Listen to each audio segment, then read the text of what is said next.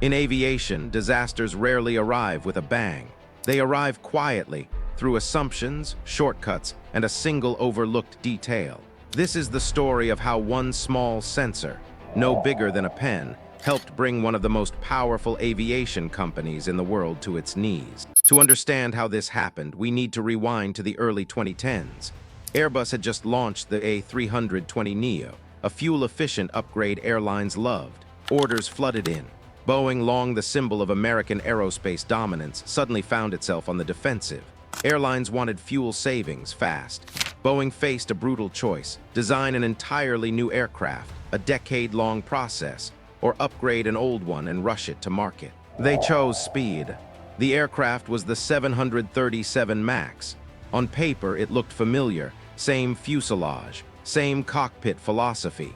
Airlines were promised that pilots wouldn't need expensive simulator training. Just a short iPad course, Boeing said. For carriers under tight margins, that promise was gold. But beneath that familiar exterior, the airplane had changed. The MAX used larger, more fuel-efficient engines.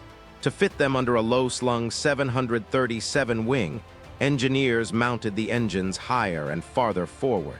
That altered the aircraft's aerodynamics. In certain situations, the nose had a tendency to pitch upward more aggressively than previous models. That behavior worried engineers. A plane that pitches up too much can stall, and stalls at low altitude are unforgiving. So Boeing introduced a software fix, quietly. It was called MCAS, Maneuvering Characteristics Augmentation System. Its job was simple in theory. If the plane sensed that the nose was pitching up too steeply, MCAS would automatically push it back down. It worked in the background. Pilots weren't meant to notice it. In fact, most pilots weren't even told it existed. Here's where the story narrows to a single point of failure. MCAS relied on one angle of attack sensor. This sensor measures the angle between the wing and the oncoming air. It's a critical value used across aviation. On most commercial aircraft, systems cross-check multiple sensors. If one disagrees, the system knows something is wrong. MCAS didn't. If that one sensor sent bad data, because of damage, miscalibration, or failure, MCAS believed it completely. No vote, no backup, no question. On October 29, 2018, Lion Air Flight 610 took off from Jakarta. Within minutes, that angle of attack sensor began feeding incorrect data. MCAS activated, forcing the nose down. The pilots pulled back. MCAS pushed again, over and over. Inside the cockpit, confusion exploded. The aircraft felt like it was fighting them.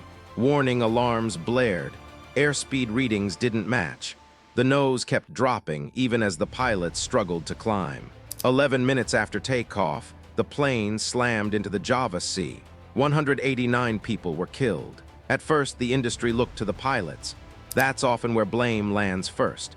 But as investigators dug deeper, a disturbing picture emerged. The pilots had never been properly trained on MCAS.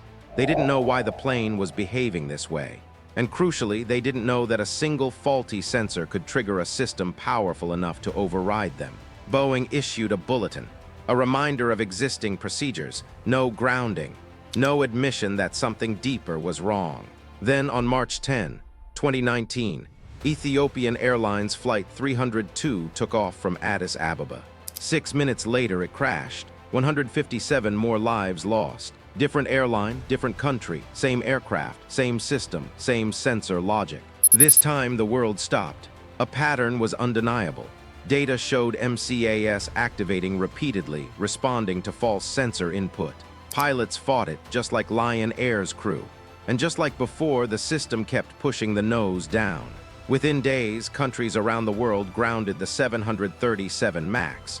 Eventually, even the United States, Boeing's home, followed. For the first time in generations, Boeing wasn't setting the standard. It was under investigation. As regulators, engineers, and journalists began asking harder questions, the focus sharpened on a painful truth. This wasn't just a sensor problem.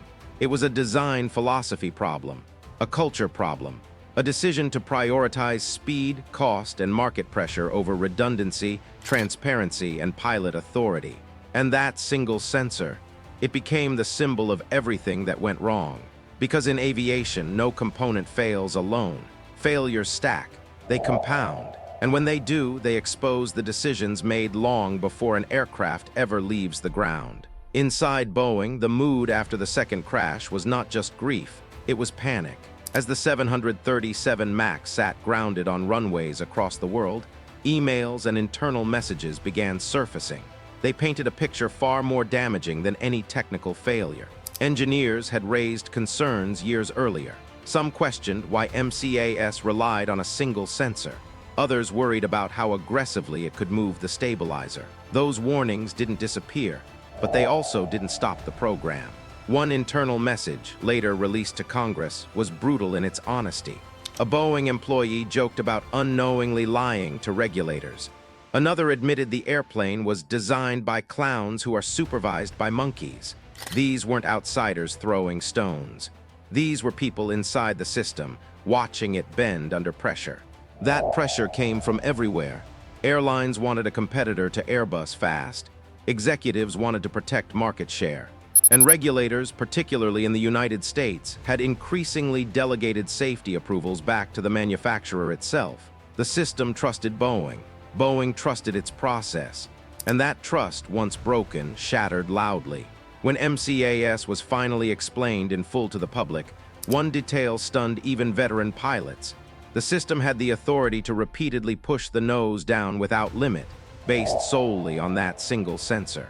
Pilots could counter it, but only if they correctly diagnosed the problem under extreme stress seconds after takeoff. Aviation is built on redundancy. 2 engines, multiple hydraulics, backup instruments. The idea that a lone sensor could command such power felt like a betrayal of everything modern flight stands for. Fixing the airplane took nearly 2 years.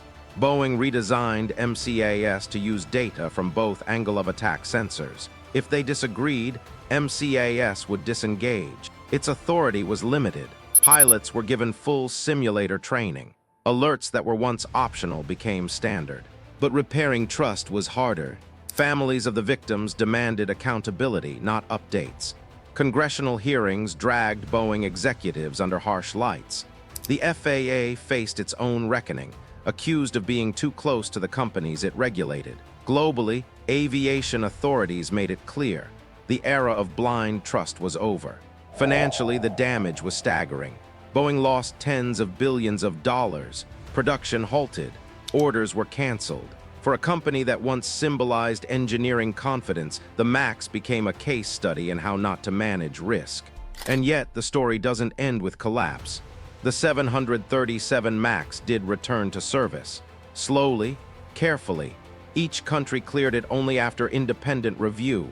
Millions of passengers now fly on it without incident. Statistically, it is once again among the safest airplanes in the sky. But aviation history doesn't judge only by numbers. It remembers lessons. This saga changed how aircraft are certified. It reshaped pilot training standards.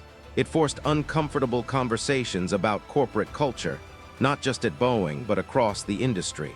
Engineers were reminded that silence can be dangerous. Regulators were reminded that oversight cannot be outsourced. And manufacturers were reminded that pilots are not passengers. They are part of the safety system. All of this because of one sensor. Not because sensors are weak, but because decisions around them matter. Because shortcuts, when stacked, don't look like shortcuts anymore. They look like inevitability. For Boeing, the fall was not caused by a single faulty component. It was caused by confidence turning into complacency. By believing that software could quietly fix what design had changed. By assuming that a legacy reputation could carry modern risk. And for the rest of us, whether we're engineers, pilots, or passengers staring out an airplane window at 35,000 feet, the message is sobering and simple. Safety is never one thing.